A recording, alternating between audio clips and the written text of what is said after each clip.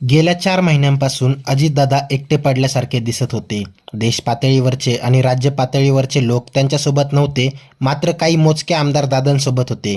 आजही तेच आमदार दादांच्या अपघाताबाबत बोलत असल्याचा मोठा गौप्यस्फोट रोहित पवार यांनी केलाय. नरेश अरोरा यांना कॉन्ट्रॅक्ट मिळायलाच हवा अशी काहींची भूमिका होती, मात्र अजितदादांची कॉन्ट्रॅक्ट संदर्भात वेगळी भूमिका होती.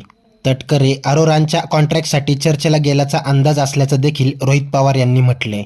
अजितदादांना का उशीर झाला? दादा गाडीने गेले असते तर ही दुर्घटना घडलीच नसती. या सर्व गोष्टींची लवकरात लवकर चौकशी व्हावी अशी मागणी रोहित पवार यांनी पुन्हा एकदा केली. नेमकं घडले काय ते सविस्तर पहा. त्यापूर्वी चॅनलवर नवीन असाल तर चॅनलला सबस्क्राईब करून बेल आयकॉनवर क्लिक करा. दादा जर 27 तारखेला गाडीला गेले असते, पुण्याला पोहोचले असते आणि दुसऱ्या दिवशी गाडीला बारामतीला गेले असते, तर मग हे जी काही घटना, दुर्दैवी घटना घडली ती घडली नसते. आता 27 तारखेला ज्या ज्या गोष्टी घडल्या होत्या त्या गोष्टी मी बोलून दाखवल्या. उशीर झाला बैठकीला, त्यानंतर एक कुठला तरी फोन आला, तो कोणाचा आला तर लोकांना कळलेलं आहे.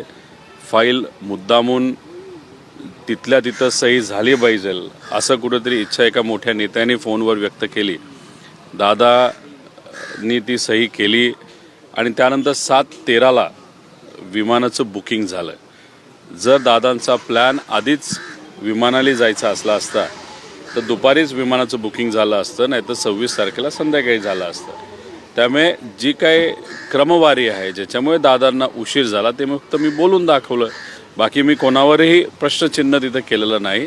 आणि माझं एक प्रामाणिक मत आहे की लवकरात लवकर ह्या सगळ्या गोष्टीची एन्क्वायरी 27 तारखेपासून ते 28 तारखेपर्यंत, आणि जे काही प्रमुख पायलट होते ते पूर्वी कोणाला भेटले, महिनाभर 2 महिने कुठल्या हॉटेलला भेटले, कुठं कुठं गेले होते, या सगळ्या गोष्टींची सुद्धा माहिती काढणं तितकंच महत्त्वाचं आहे. जवळचे असणारे प्रमोद हिंदूराव यांनी देखील माहिती दिलेली आहे अशाच पद्धती. प्रमोदराव हिंदूराव त्याचा अर्थ एकच आहे की मी कुठेही खोटं बोललेलो नाही. जे खरं आहे ते मी तिथं बोललो. जसं की 27 तारखेला तटकरे साहेब स्वतः म्हणतायत की मी तिथं आलो, उशीरपर्यंत थांबलो. दुसऱ्या बाजूला हिंदूराव भाऊ बोलतायत की प्रफुल्ल पटेल साहेबांचा फोन आला आणि मग तिथं दादांना उशीर झाला आणि मग दुसऱ्या दिवशी ते विमानाला गेले. त्याचा अर्थ 3 पैकी 2 गोष्टी जर खऱ्या असतील तर तिसरी गोष्ट पण तितकीच खरी आहे की एका पॉलिटिकल कन्सल्टंटच्या बाबतीतली चर्चा तिथं झाली. त्या पॉलिटिकल कन्सल्टंटकडे योगायोग असे गेल्या काही महिन्यांमध्ये त्यांनी विमानसुद्धा विकत घेतलेलं आहे.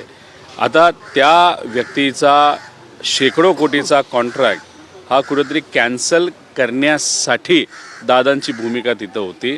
आणि मग तिथंच कदाचित तो वादविवाद तिथं झाला. तटकरे साहेब तिथं होते आणि त्या वादविवादला या मुद्द्यावर ज्याच्यात दादांची कुठंच इच्छा नव्हती त्याच्यावर वादविवाद झाला, म्हणून उशीर झाला. आणि उशीर झाल्यामुळे दादा गाडीला जाऊ शकले नाही आणि दुर्दैवी घटना ती 28 तारखेला सकाळची आपल्या सगळ्यांना. नरेश अरोरा जे आहेत त्यांना फक्त सर्वे पुरते ठेवा असं दादांचं म्हणणं होतं, कारण त्यांचा काय आपल्याला उपयोग नाही आणि मी काय राजकीय सल्ले घेऊन पक्ष चालवणार नाही अशी दादांची भूमिका होती. त्यामध्ये दादांचा आवाज देखील मोठा येत होता असं माहिती समोर येत आहे.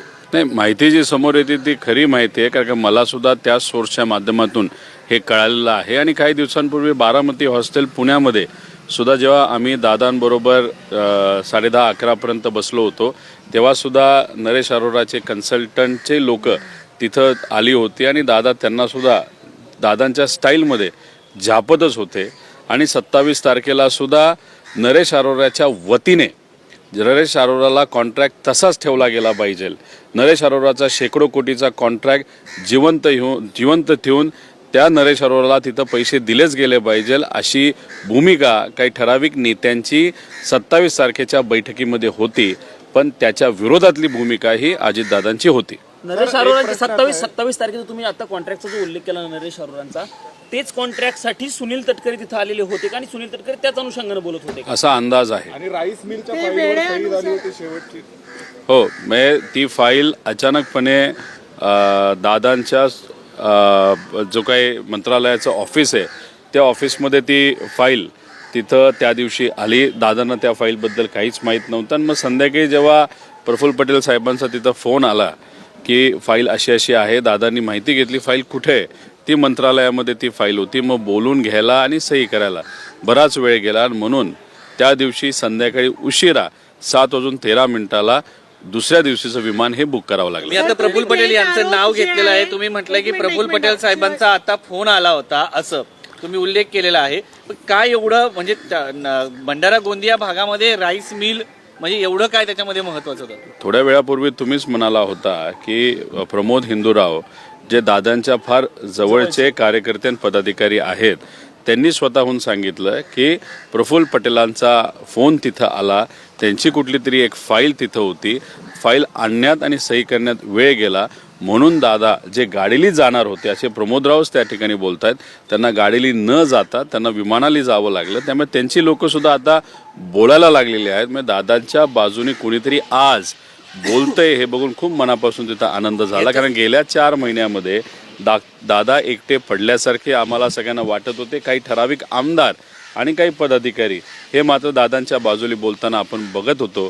पण पदाधिकारी मोठ्या लेवलचे, देश पातळीचे आणि राज्य पातळीवरचे मात्र दादांच्या बाजूली न बोलत होते, न दादांबरोबर प्रचाराला त्या ठिकाणी फिरत होते. एक मुद्दा ह्याच्यामध्ये हा आहे, अजित पवार यांच्या बाजूचे जे आमदार आहेत ते आता खासगीमध्ये तुमच्या बाजूने बोलतायत का, किंवा या सगळ्या संदर्भामध्ये तुमच्या बाजू कारण अनेक लोक जे आहेत आता तुमच्या बाजूने बोलतायत की दादांना न्याय मिळायला पाहिजे. अंकुश ठाकरेंनी म्हटलं होतं की 12 तारीख आहे आजची आणि आज एक मोठी घोषणा. साहेबांनी देखील 12 तारखेचा उल्लेख केला होता की 12 तारखेला हे विलिनीकरणाची घोषणा आणि तुम्ही सुद्धा पत्रकार परिषद घेणार होती.